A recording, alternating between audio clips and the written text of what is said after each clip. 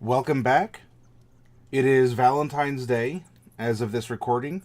If it's something that you observe or celebrate in some capacity, happy Valentine's Day to you. If you have friends or family or significant others, or it's 2018, hey, we all have different things. Hopefully you let someone that you care about know that you care about them and you receive that in return.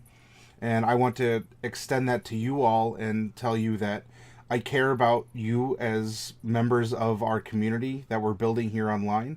And I super appreciate you making time again this evening to spend with me and going over a bunch of nerd stuff. I made a couple adjustments to the channel. As you can see, I put a little furry friend in the corner, since that kind of symbolizes what we're going to see on and off. And you know what? I'm just a big cat fan, so the more cats, the better. It's in its natural habitat. Unfortunately, I'll need like a 90-degree angle camera or something to try and be able to reach over and pet it, but it's kind of off camera. It's good to be a nerd these days. Yes, Memory Lapse, that is true. It's actually kind of cool to do now. Tonight's session, we're going to go through two parts. Depending on how long the first one takes, or I would like to make another random character for what we want to do at the end of the week. Though I do have to be cognizant of the time. I will need to be going to bed a little bit earlier than normal, so maybe we can get through this. I will go at a steady pace, though you are always free to offer suggestions, input. You can tell a story. I'll pay attention to it and weave it into what we're doing here. Because this session, we are going to take the character we made in the prior one, the random character of Paylor Malincast, and we didn't fill in any of his equipment. And with how unique of a character he was, especially by being pulled from these mists of creation that we've been really getting a nice gallery of people from, I thought that this would be a good opportunity to sit down and go over equipment for your character. Since most of what we do, even if we gen up a level 15 character, is just give them their level 1 starting package. And there's more to it than that. Now, why we don't tend to focus on that in a lot of our random character creation is we want the story. We want the practice, we want the mechanics, and we want to build a story. Equipment can play into it, but not often does a normal character's equipment take the focus, since it's tools, a set of clothes, something like that. Though tonight, because we made a bit of a treasure hunter, we did make this thief, this rogue thief. But he has a high strength, high dex, and a pretty decent intelligence. He's definitely smarter than your average commoner here. We went for this theme of he's kind of an Indiana Jones. He's this treasure hunter. He's lawful neutral, so he works for some kind of an organization, and he's not above going into these sacred places, that are abandoned, and recovering things to bring them back for public display and to earn an income. So there's a couple things for us to think about. He's level 13, and as we genned up, he's at the end of his midlife phase. Like, he's gonna be looking at retiring, and we can do something really cool with storyline regarding that. Times have changed, Memory. That is true. One last little bit of housekeeping. If you all remembered from a prior stream, I went over different types of dice and even some dice etiquette. And I wanted to show, I showed off the rogue set of dice that was done through the Polyhero, or the Polyhero dice sets. And this is their wizard set that came in. That was their last Kickstarter project. And there you can see that there are all kinds of thematic dice. There's a D20 by my finger that looks like an orb. There's these like alchemical bottles. There's a D12 staff over here. The D6 is a fireball looking entity because you throw D6s as fireballs. So you can get these in an array of shapes and colors. You can get them directly through Poly Dice. I don't work for them. I don't directly sell their product. This is stuff I got in through a Kickstarter. So I do sell it, and I have explored becoming a distributor of theirs. But this is just showing you different ways that modern dice can take their shapes. This is your standard polyhedral 7 dice set, and they should statistically roll as any other traditional dice would. In addition, what's neat and thematic too is you can get these expansion packs. So here's 5d4 bolts. And so here's these little, like, pew-pew, like, little magical daggers. And, you know, what are D4s to wizards? Those are magic missiles. So you can just get a whole pack of a matching color or a different color that you want. That way you just pick them up and you are playing the wizard and zap. You can throw out 5d4, 6d4, or more, depending on how many of those that you end up picking up. A couple other things, and I got the red ones to be thematic. Those are just D6s. So if you're throwing spells of some kind that need D6s, I got the fireball, quote-unquote fireball ones, because most wizards take and use fireball. And lastly, they're not really necessary, but these are spell books that are D2s. So you have a 1 on one side and a 2 on the other. I wonder if I can get one to... There we go. 1 and 2. So yeah, just a fun little aside on the different species of dice that exist and what you can find out there if you just poke around a little bit. If you need any help or advice, you can always message me during a live stream. You can leave me a DM through Twitch, and I'll get back to you. You can, if you're watching this on YouTube as well, because I do post these videos later, you can also leave a comment on the YouTube video, and I can reply back to you with some advice or maybe a useful link.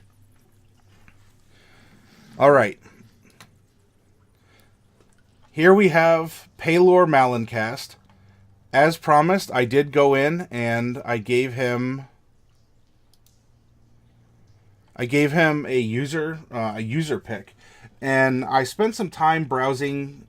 There's a lot of different options, and finding specifically a Half-Orc Rogue with different characteristics, it gets not as feasible.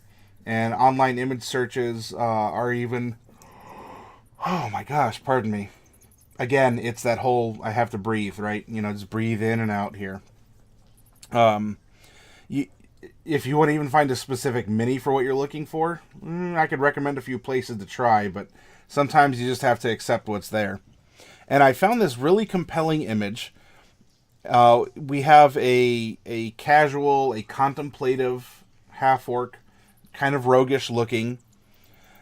He has this pipe, and you know what? We never discussed that in his background, but I don't see why our good professor or doctor or item acquisition expert couldn't have something like a pipe, or especially, as you can see in the bottom there, there is a cat that is rubbing against his leg, which helps to more humanize him.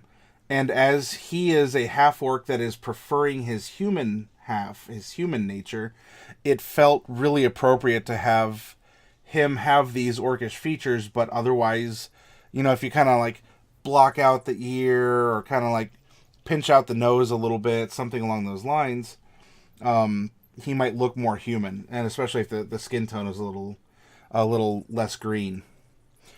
So I found this, and this just opened up more things for us to think about, and now that we're getting into this secondary depth of the same character that we worked on before, it can open up options. A couple of these are, we still need 2 languages to fill in for them, and these might come about with what we're going to end up doing.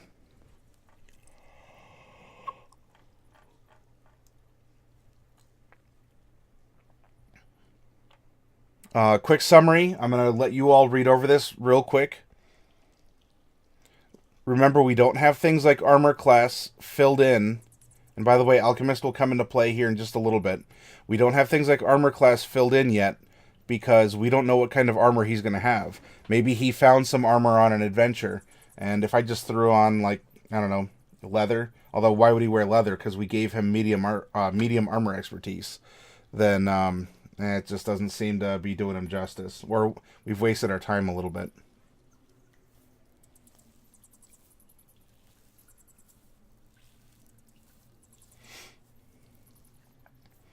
These are expertises that we took. Uncanny dodge. Here's our starting equipment from level 1.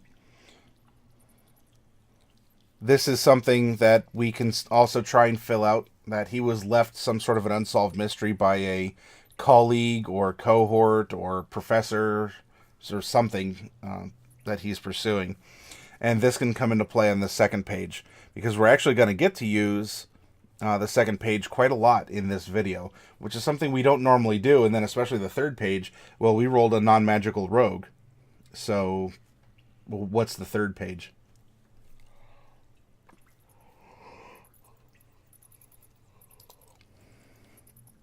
Okay. Using my my right of having facial hair here to contemplate and to tug on the mustache and tug on the beard, as I think there's a couple other details that we should fill in. Eyes. He's 55, midlife. He's seen a lot. He's been through a lot. He probably has... whoop. Did I not type in the correct...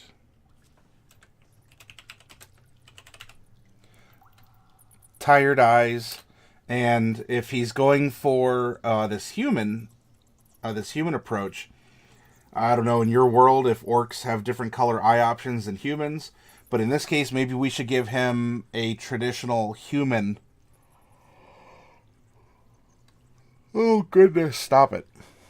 I hope I'm not making you yawn at home. I don't know where this is coming from. I've been ready for this broadcast all night, like I'm psyched up. I had dinner a while ago, so it's not even the itis setting in.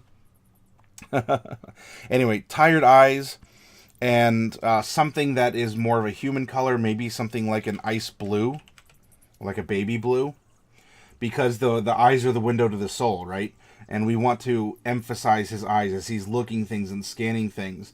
It's this traditionally human intellect. It's this human thought process that is trying to figure things out. As opposed to the more classic orc of, me smash, or orc, the orc will set off the trap as a way to disarm it instead of just disarming the trap.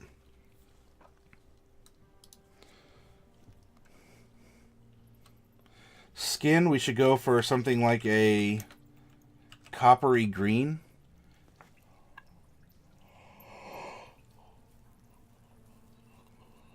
The coppery is to indicate some depth. It's more of a visual thing. Now, you can also...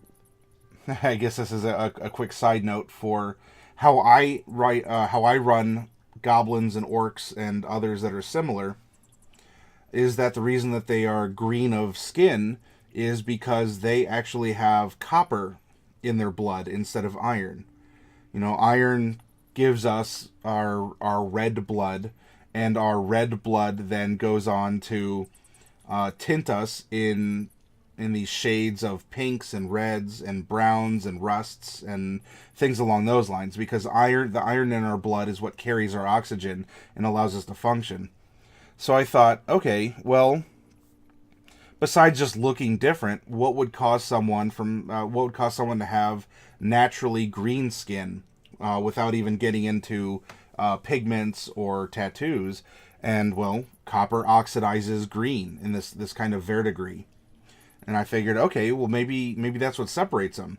They have a copper-based blood, and that's what's giving them this natural pigmentation. Now, of course, we've seen orcs in books that can be brown or tan. Gray is a popular color for orcs as well. It's your world. Think about it. What would cause someone to be blue? It could also just be pigment, and they have any type of blood you want them to have. But anyway, I want his skin to have kind of a depth or a luster. It'd almost be like a green equivalent of saying that someone has a golden tan, right? That indicates that they've been out, they've been rough and gruff, they've had a lot of exposure to wind and sun and all this. And this is our character. He's this treasure hunter. He spends probably more time out in the wilds than he does in the very museums that he populates with artifacts. Hair. Here with the hair is where we can celebrate his orcish side. While we've given dominance to the human, we can go something like thick black hair, worn long with a braid, or some kind of an indication of his tribal heritage. You know, it could be a braid off to a side, something pulled back. Maybe it's even in a top knot. I mean, the illustration's going to be different, but that doesn't really matter in that case. But if his orc tribe wears top knots, well, maybe he does too. Paylor has an institution for which he works. This would be some kind of a religious institution, an educational one.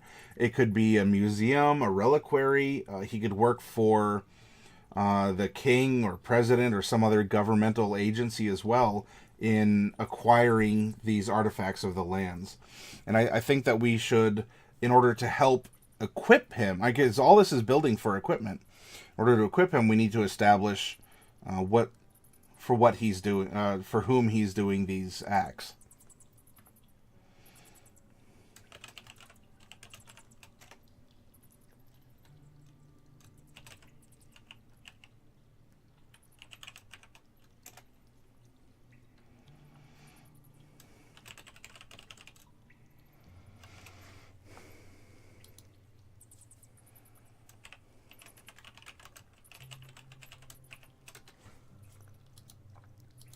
In fact, he could even be a freelancer. You know, not that he's going in and exploiting people or situations. But oh, come on, body, you got this.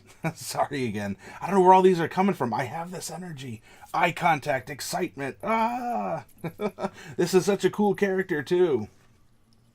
Kind of like a Jedi Padawan braid. Yeah. You know, that has its own meaning as well, and he carries that as a reminder of his orc half. Because while he prefers his human, he still wants to recognize his other heritage.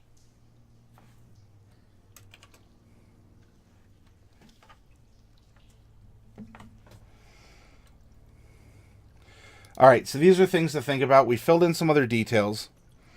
It was brought up that this note here was, I believe, because Big Break was the one who offered the orcish name that sounds like a human one. So this has an orcish meaning, and they just tried to make it sound human. It would be sort of like a Japanese person being named Maikeru. Those are all syllables in the Japanese language, but is that person's name Michael? No. It sounds like Michael, and that is the closest approximation that traditional Japanese can get to Michael, would be Maikeru. So Paylor Malincast here is that reflection. Because of his age and his career, he should have some sort of prominent physical features as well. This could be something along the lines of he lost a finger or a tip of a finger to a trap X years ago. He ended up getting something burned into his skin because of a magical effect or otherwise. This could be, I don't know, something about his inherited tusks, or he ends up growing claws. And so it can make it a little difficult using the thieves' tools completely dexterously, because he has to constantly trim his nails, which are more like these more savage orc claws. But I believe that we should give him 3 prominent physical features that have developed over the course of his long adventuring life. This could also be something like a tattoo, whether it's keeping a score, or it's a reproduction of a map, or of something, you know, his first big artifact. Things to think about. All of you in the chat are welcome to offer your ideas about what kind of prominent physical features you would like this character to have in his long and storied career. And again, he's getting ready to retire at 55, so things have happened. Lastly, as inspiration from the character art above, I believe that he should have a cat, and he came across the cat through... he could use magic devices now, and maybe he ended up coming across a scroll of Find Familiar.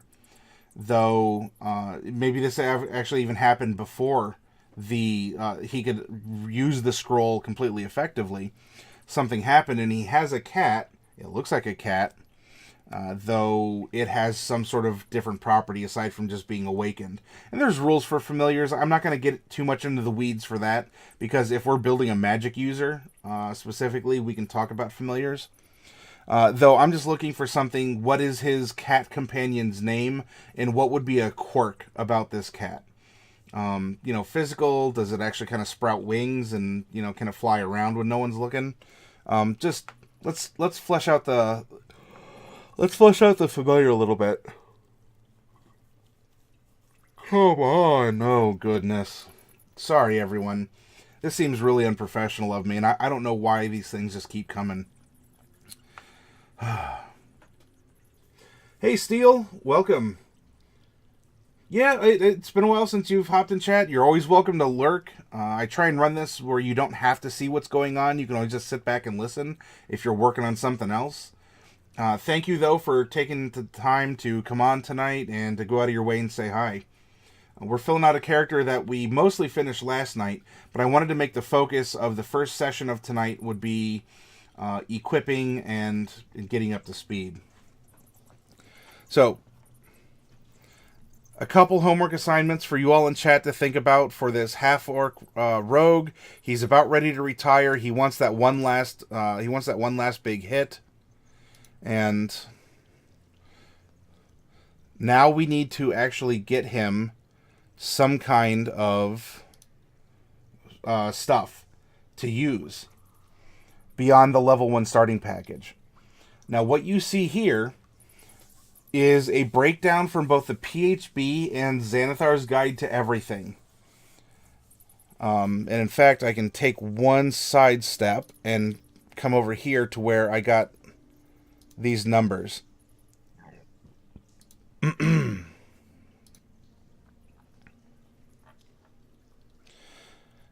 DMG begins talking about treasure parcels and magic items and scrolls and all that around page 133.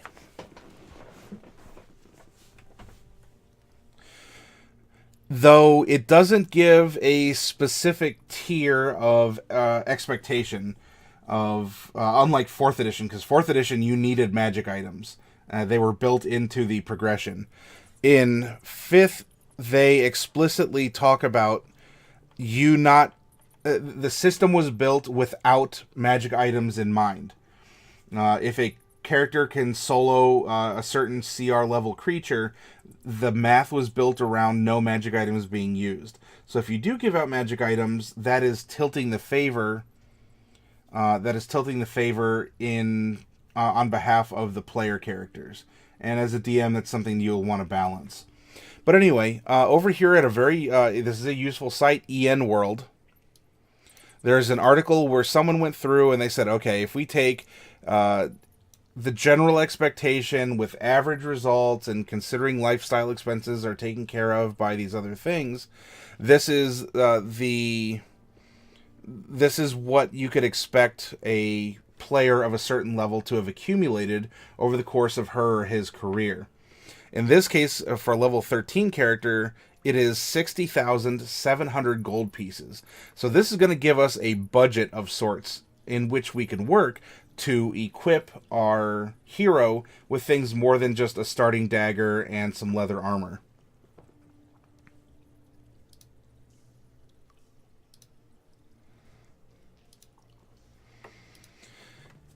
In 5th edition, magic items are tiered out in 2 ways.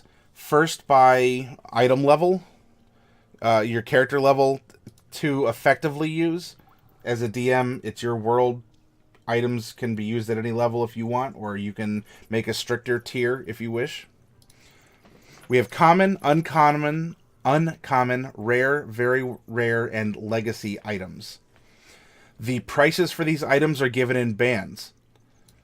Now, in other editions and in other books, in fact, even in splat books of 5e, you might be able to find specific prices for things.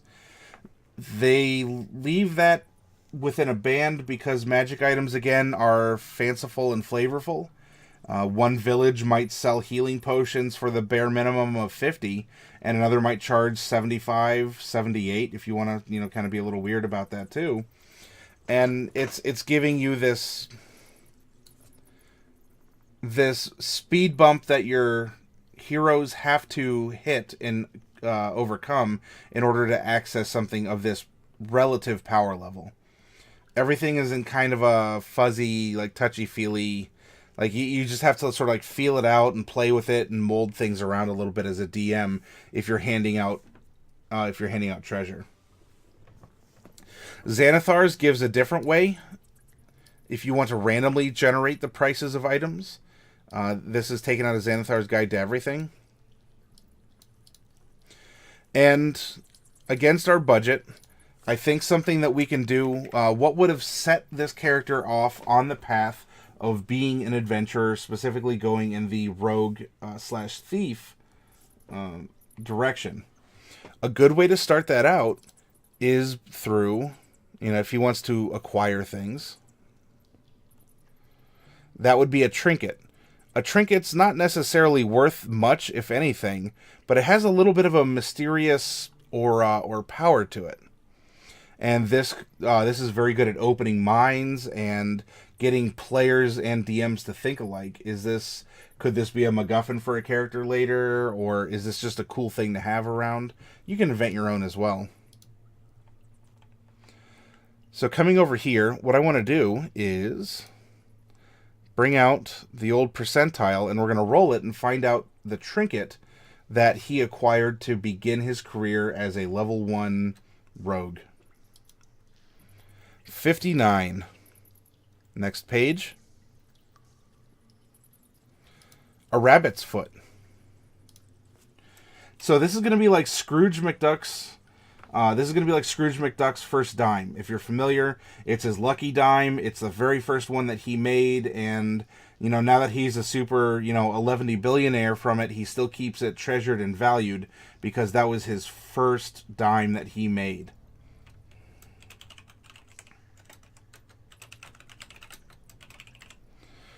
So here we go. You can think up of a level 1 adventure that will put someone on the path to receive this lucky rabbit's foot. And this could end up somehow serving mechanically the character. If not, then we've just been able to tell a story about it. Now, on the opposite end, what I would like to do, because he's getting to the age of retirement, and we were talking about, this is going to be his final hit. I don't want to say hit like he's stealing from other people in like a corporate espionage or government espionage way. But this is the last artifact that he's researched and that he wants to try and acquire before he goes and retires into teaching or just, fishing at the lake, something along those lines. Well, yeah, we could say it's a legendary item, because that would definitely eat into his budget if we gave him one of these. Legendary items they're just that. They're the sentient swords. They're very powerful magic items. Though that is a little too obvious, right? In a D&D game, you're going to pursue these treasures, these very obvious and especially magical treasures anyway. And I thought, well, what can we do instead? And something that would make an excellent target and tell or set up for a great story, right? This is his last huzzah. He's going to go out and try and acquire something. Look at these. 7,500 gold piece art objects. And all we have to do in order to make this story is roll a d8 and find out what he's heard about and what he wants to pursue. So let's roll that d8. A 7. A jade game board with solid gold playing pieces.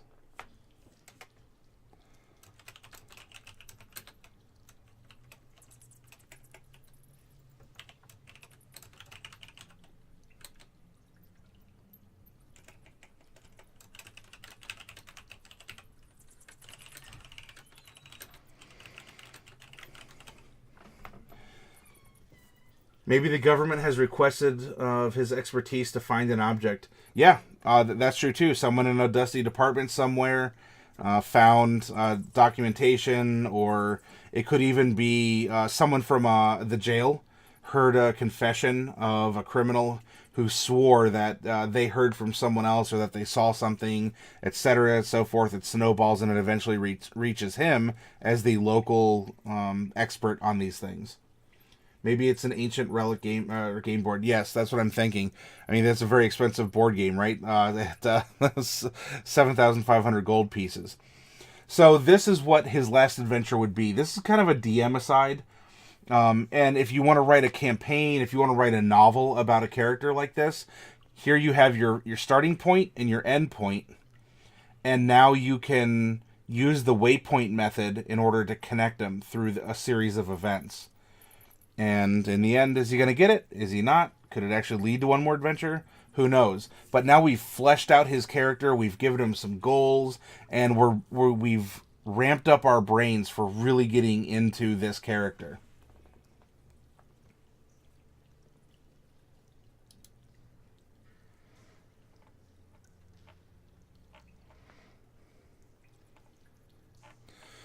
I will add as well that carrying gold on your character isn't always the wisest thing to do, as it's not even for possibly being robbed. If he had all this gold on him, he would not be able to move. Gold weighs a lot, and I believe it's 10 gold pieces to a pound. Well, if that's the case, then he's carrying around a lot of gold. That's why things like art objects or gems can be incredibly useful in a campaign setting for your character or otherwise. Because now you're carrying around a... I don't know if I have... I guess I could even use a die for an example here. You're carrying around a little citrine that's maybe worth 25 gold. Well, instead of being... a little over 2 pounds of gold to hand over the counter. Instead, you have a little gem that can be taken as the currency because that's the intrinsic value of it.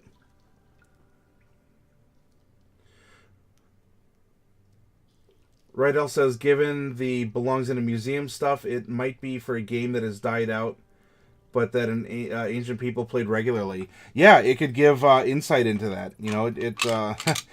If you want to have a little fun as a storyteller, you could even almost make it like a D&D game of, ancient times. And so when it's found in a D&D game, and there's this curiosity about like, well, so these people sat around and they use these random number generators to tell a story, and look at these little golden figurines of people carved out to look like things. It's so foreign and mysterious. Who would ever do that? And then meanwhile we're playing a game of D&D, so it can be fun and tongue in cheek too. I appreciate that comment. Okay, so he can carry gemstones. We can convert some of the wealth into that. We've touched on art objects and the costs for magic items. If you didn't want to make up something as a DM in a band, you could simply roll it out and say, hey, this potion's worth this scroll is worth this. The individual treasure is more like, I don't know, what you'd earn after defeating some monsters, or it's kind of like your allowance or your salary for being an adventurer. Hoards are where you start getting into actual magic items. And this is something else that we could take into consideration too. If we didn't want to just go through the magic item list and purchase items on a one-by-one basis, we could also just roll on a table. And then we can even roll to determine which table we're rolling on. Part of that is also the strata of, well, what is the challenge rating of what we're looking at? In this case, for Paylor, we would traditionally be rolling on the 1 to 16 treasure hoard table. And in fact, let's give that a try right now and see what he could randomly pick up along one of his adventures. It doesn't even have to be his total wealth. Again, if we're telling a story between him getting this trinket rabbit's foot and now his before he can retire, he's getting this game board and its pieces. This could be his first big hit. This could be some loot he came across in the course of training for something or going somewhere else. So we're getting story ideas and character ideas. Anyway, let's bring up the percentile roller. 72. Hey. Not too bad. Look at this. So we have 3d6 plus 500 gold pieces. I'm not going to worry about adding that in. I'm more concerned with how often are we rolling. In this case, it's once on Magic Table E. The higher the letter on the table, the more potent magic items you could possibly roll into.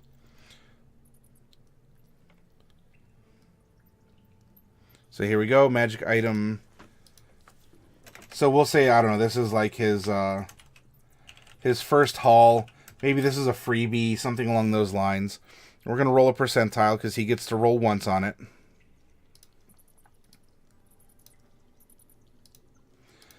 36. A potion of storm giant strength.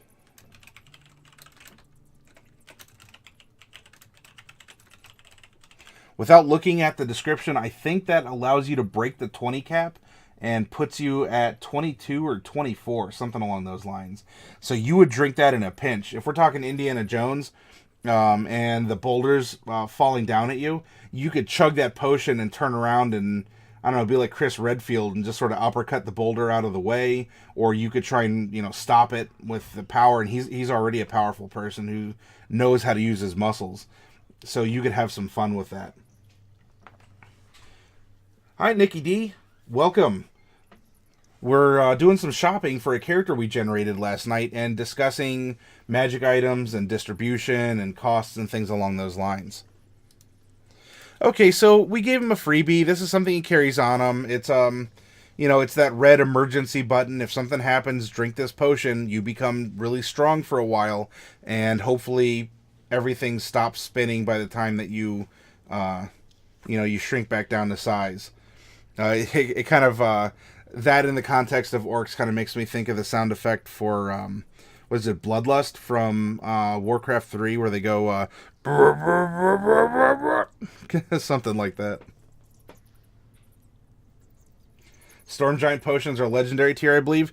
That could be. I mean, E is a higher table. There are others. We'll check that out because now we're going to go and we're going to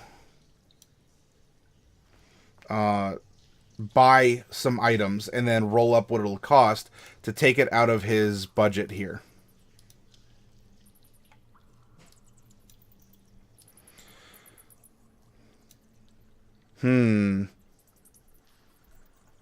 So he's had an opportunity to shop or acquire specific things. If any of you have any recommendations for magic items you'd like to see, like just armor +1 here, something like that would make sense, right? He needs to go into these spaces and be protected. It wouldn't be bad just to have +2 scale armor or something along those lines.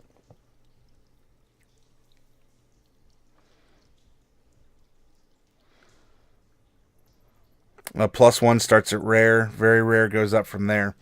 He would value his own hide. I can see that being an investment. Very rare, though. That's that could be between 5,000 and 50,000. So that alone could take a big chunk out. Let's just say he has rare, which is +1 armor.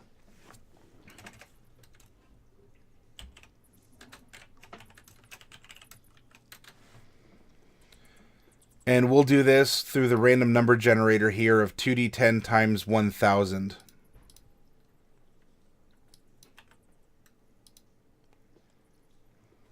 Okay, so this costs 10,000.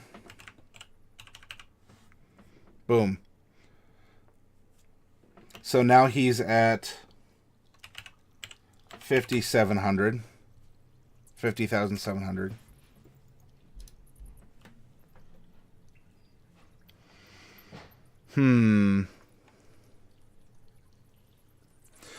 Bags of holding, if your campaign allows them. I do not have those in my world. But if your campaign allows them, a Bag of Holding or a Heward's Handy Haversack are very good items to have, especially for someone like this. In fact, if we go to the Bag of Holding, that's an uncommon.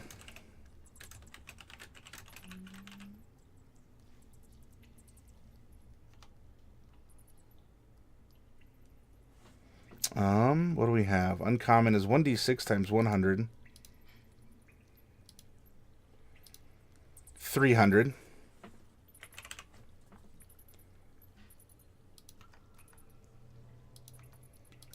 So this will put us at 50 and 400. A couple lines of text here. Awesome potion. Okay.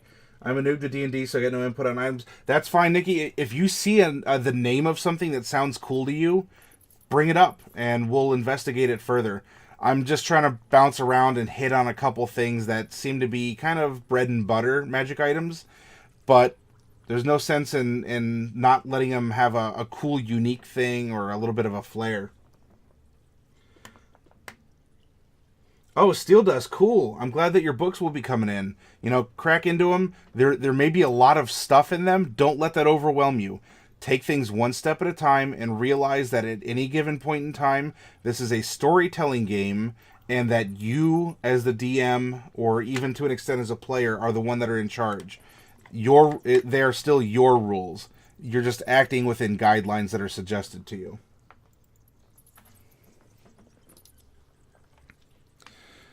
Bag of Tricks is interesting because you can pull out different animals that are friendly towards you to possibly help you fight or to sniff something down. Beat of Force, Berserker Axe.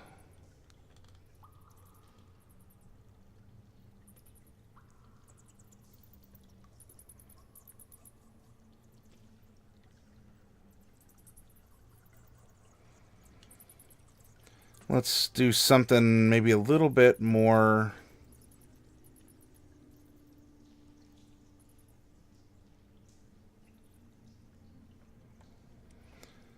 Yeah, maybe something like the Boots of Speed here.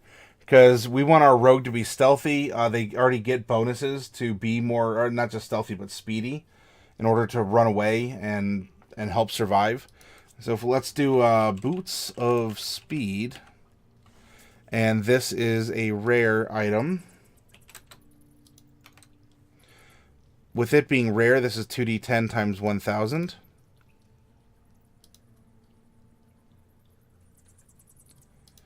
This was 18,000.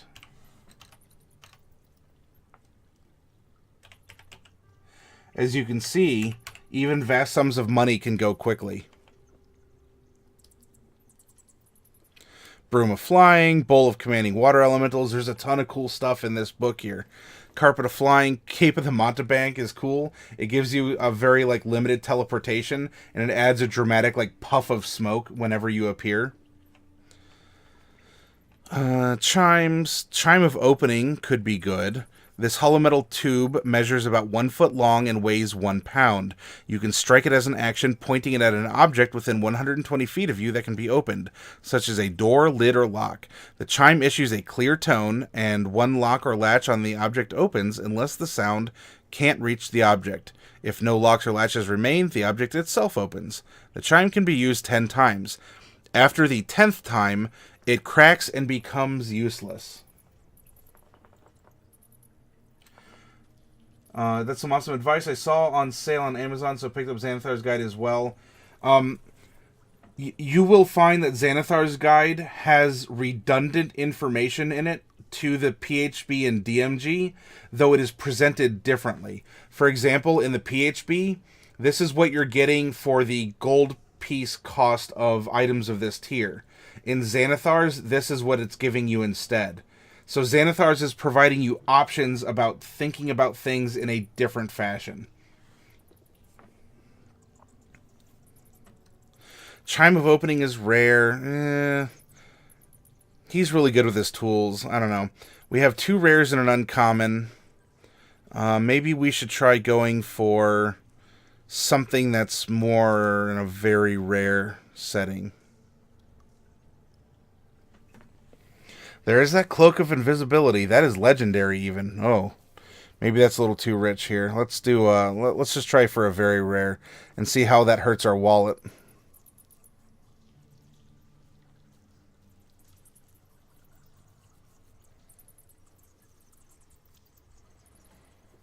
Ah, he's a treasure hunter. Very rare.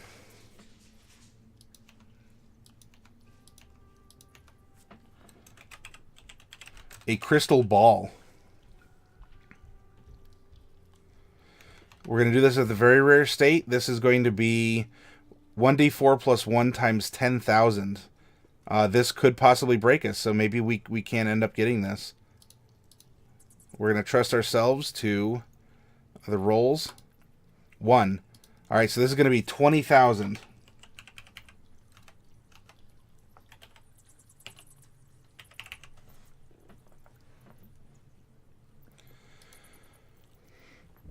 So now we have this rogue that is can search for entrances or even other temples or locations if he knows more about it. And we're going to give him this crystal ball item because he's capable of using these magic items with with efficiency. The following crystal ball variants are legendary items. Okay, so we didn't pay for the upgrade, so he can cast scrying on it. But we can't get the cool other things that come along with it. We should probably get him a couple commons or maybe some rares. Oh, by the way, if this looks familiar, let me go up to it here. Here's a deck of illusions, and dun, da, da, da, what is this right here? But hi, Bobicus, welcome. Exclamation point deck. Boom, that is the deck of many things you're looking at. I actually I entered all of those into the bot here so that you can have fun drawing something off of it and playing around with it. In this case, I pulled the sun. I gain a level and a wondrous item, which the DM determines randomly, appears in my hands. Give, please. Well, I said give, please. That's not the give, please. So the deck of many things is a lot of fun. I don't see this character having one of those because it's a little bit too much chance. I think he likes to keep things under control so that he can get in, get out, and get everything that's needed. Dimensional Shackles, if you're like a bounty hunter or something, that's really good. Dragon Scale Mail, Dragon Slayer, a Drift Globe.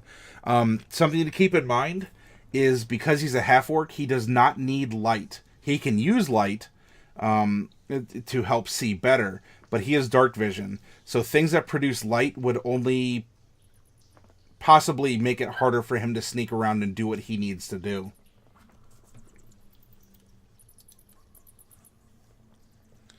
Dust of Dryness is interesting.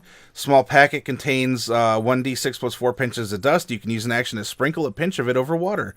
The dust turns to a cube of water 15 feet on a side to one marble-sized pellet. And then you can use that to store water for some future use. That's kind of a cool thing to carry. Again, let's say he's being chased down a hallway by something. He can take this little bead of dirt and throw it behind him, and suddenly, whew, all of this water just comes flashing out of nowhere.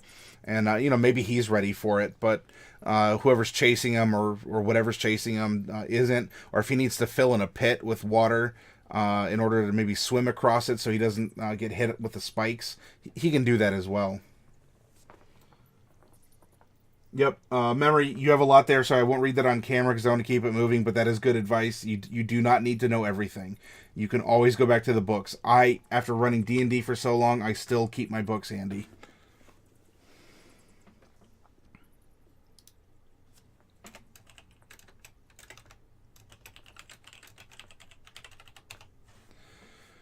This is uncommon. This is 1d6 times 100. This costs 400.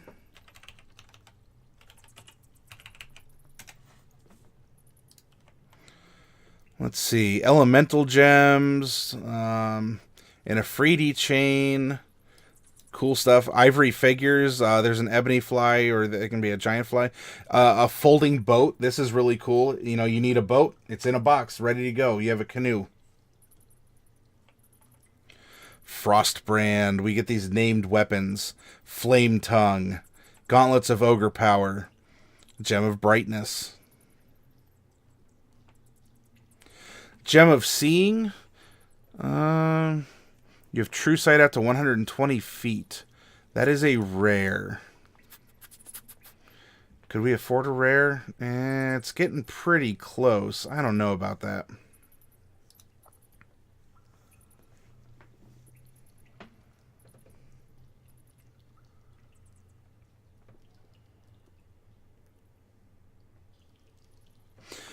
Now this could be interesting. I'm going to look at studded leather and see if that is medium armor. That might be the upper end of light. Yeah, so that's the upper end of light. So we're looking at chain and all that. So what I was thinking here, we have the glamored studded leather. You're wearing armor, but especially if you're a little mischievous, roguish, or you're maybe an illusion wizard of some kind, well, you'd have to have light armor proficiency. But you could be wearing your work clothes, but look like you're wearing a completely different set. So that means if the defecation hits the ventilation and arrows start flying, you have your armor already on. Evelian, you say that I am a poopy head. Why am I a poopy head, Evelian? Yeah, you'll get a lot of fun doing homework on the PHB Steel Dust. I guess you could always talk to your DM and say, well, can I get glamored other armor? And maybe for adjusting one thing or another, she or he will say yes.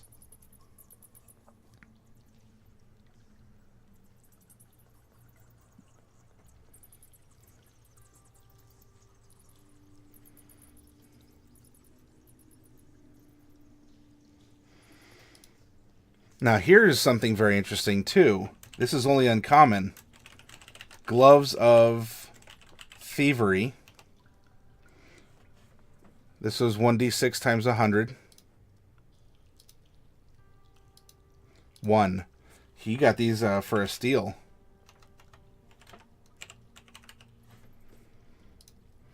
These gloves are invisible while worn. While wearing them, you gain a +5 bonus to dexterity sleight of hand checks and dexterity checks made to pick locks. He doesn't need goggles at night. Let's keep going. Different helmets. There's the Heward's Handy Haversack, but we already gave him a bag of holding, so we won't worry about that right now. Holy Avenger's a very good weapon.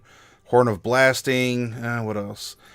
If we ended up rolling him up a horse, like a trusty horse companion of some kind, or a mule or something there, you can also get those animals magical items, such as saddles or horseshoes, that allow them to do extraordinary things. Evelyn says, in my game, to be a player, you just have to show up to the game. It's actually the hardest part, showing up. Yes, that can be the case. Finding reliable players is the true end game of D&D. Steelda says, well, I'm quite excited to start playing, so it shouldn't take too much effort to learn what I need.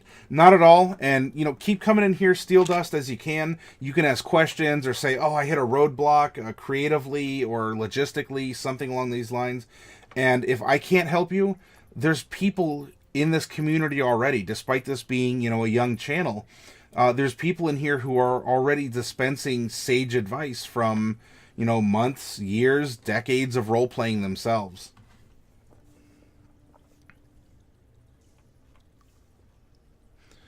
Instrument of the Bards. These are some cool things to pick up if you are a bard. Ironstones are very interesting as well. They give you some nice enhancements.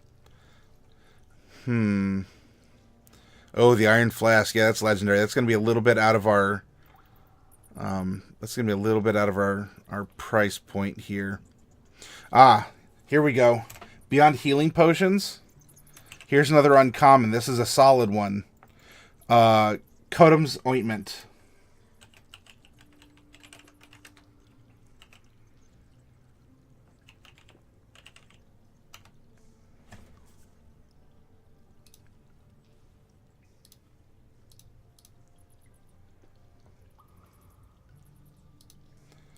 All right, this one, he must have got a full, like, freshly made charge of it. This is good. 1d4 plus 1 doses of a thick mixture that smells faintly of aloe. The jar and its contents weigh half a pound. As an action, 1 dose of the ointment can be swallowed or applied to the skin. The creature that receives it gains 2d8 plus 2 hit points, ceases to be poisoned, and is cured of any disease. You want that as a rogue because people are... for some reason, people want to keep you out of their stuff. And so they'll do things like make poison needle locks or other poison spells, things along those lines. You're also working around a lot of other shadier people, so, you bump elbows with someone and you're poisoned. So having anti-poison and healing all in one, convenient location is a very useful tool to have as a rogue.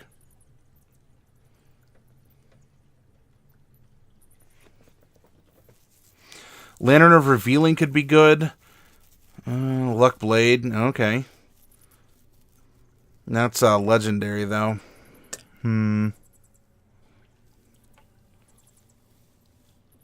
Various maces, various manuals that are good at pumping you up. Manual of Golems, lots of manuals, medallions, Mariner's Armor.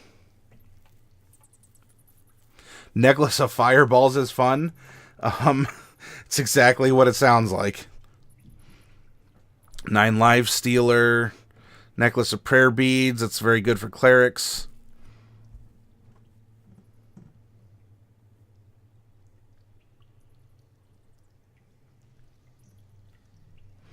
Here we go. We already gave him +1 armor. I mean, we might be able to stack it, but I want to give him something that's maybe a little bit more on the offensive side.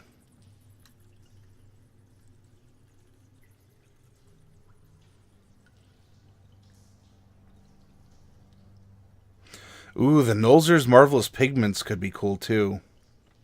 That's a fun, like, role-playing thing that you can do.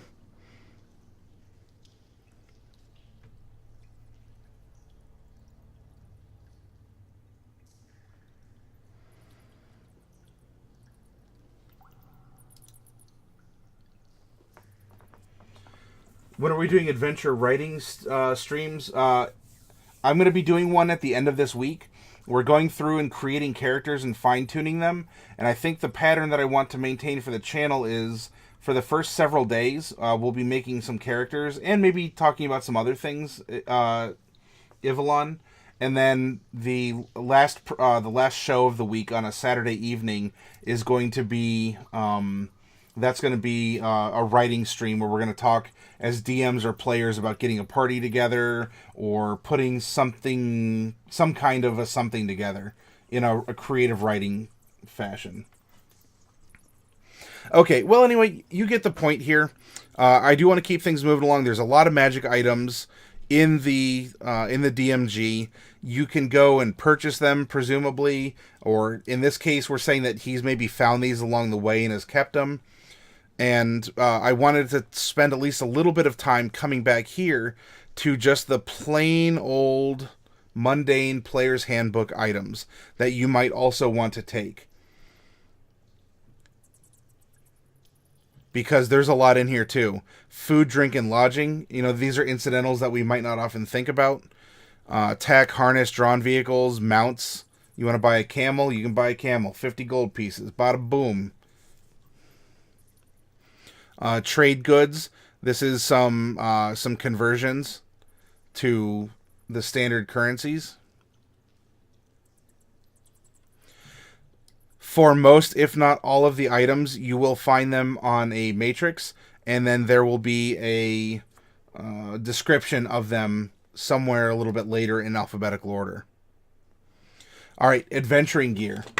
This is where you can spend an hour itself going through things. I'm not going to do that. I'm just going to go over a couple items here for you to consider that don't nearly cost as much as what we were looking at before. For instance, here's a potion of healing, 50 gold. The most expensive thing on here is a spyglass at 1,000. And that's expensive because in this setting, not just glass blowing, but being able to actually make the lenses That takes great craftsmanship, let alone any sort of like goldsmithing or other fine detail work to get the collapsible tube that holds the two glass lenses that have been balanced. Memory, yep. Good advice in there again, to sum it up. This right here, a steel mirror, can come in handy. 5 gold pieces, it's a little expensive, especially starting out. Your background might give you 10. Those you can roleplay to let you see around corners. You can use them to act as a signal, across open areas, right? You sort of flash the mirror. You can use that if you have a character that is particularly vain and you want to, always have him checking his hair, at camp, something along those lines. Steel mirrors you can get a lot of use out of. Yeah, you could use them to put makeup on. Something else that's extremely useful is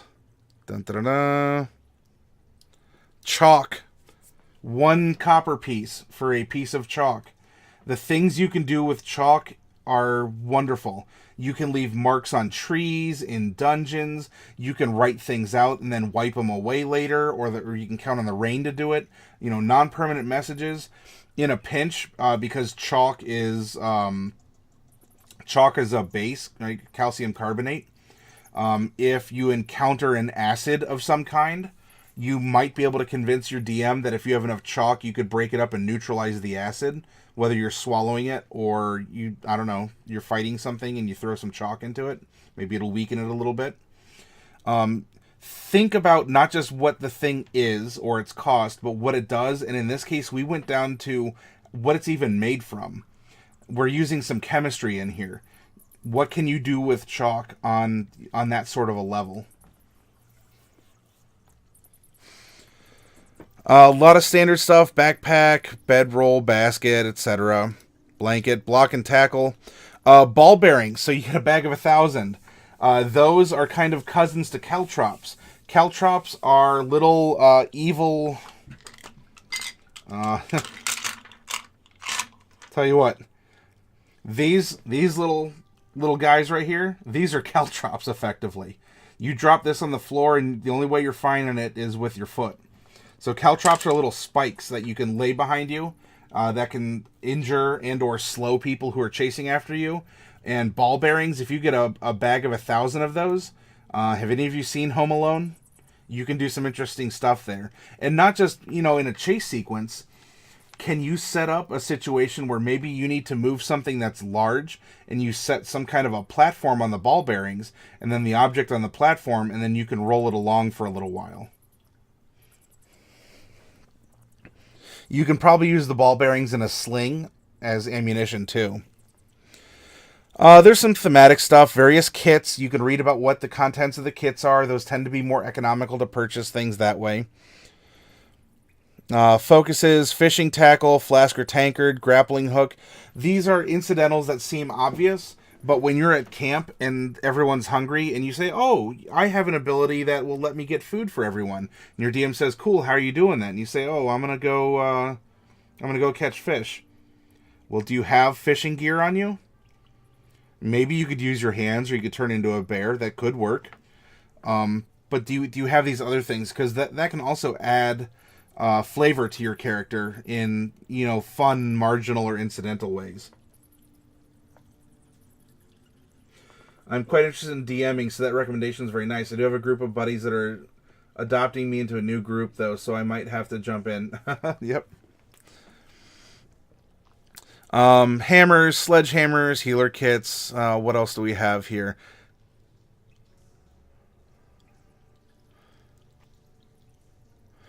Carrying a lamp is good. Making sure that you have pints of oil.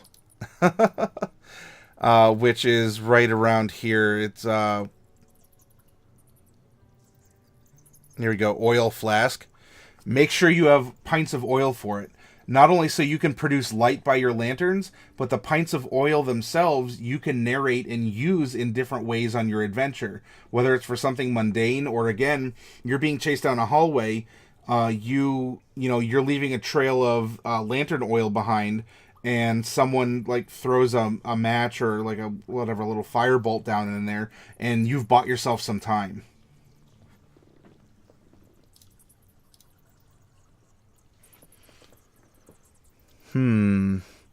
Signal whistles can be fun. And if you get those, I would recommend talking with your DM about what it sounds like and what the general purpose is. Maybe you and someone else in your party have matching signal whistles, and so you go back and forth with it. Signet rings also, come up with a design of some kind. I actually have. I don't know if that'll focus. That might be too close.